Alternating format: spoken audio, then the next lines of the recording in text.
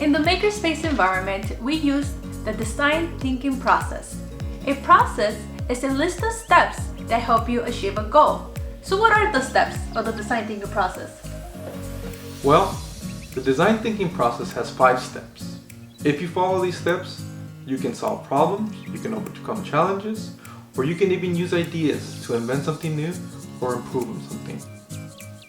The 5 steps are: number 1, empathize; number 2, define; number 3, ideate; number 4, prototype; and number 5, test. Step number 1, empathize. As you're solving a problem or creating something new, you want to think about your customer or the user. Empathize means that you put yourself in their shoes. You want to understand their challenges, their needs, so that you can create something that they will be able to use.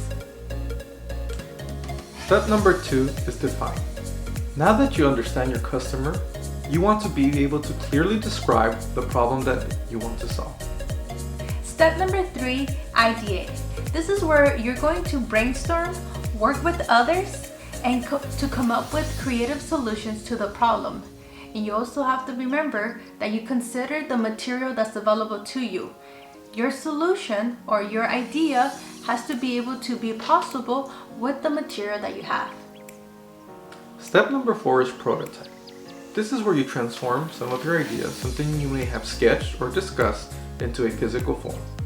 This is a physical representation of a potential solution.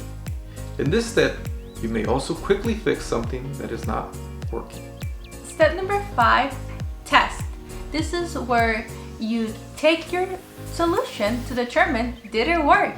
Did it meet the needs of your customer? Did it solve their problems?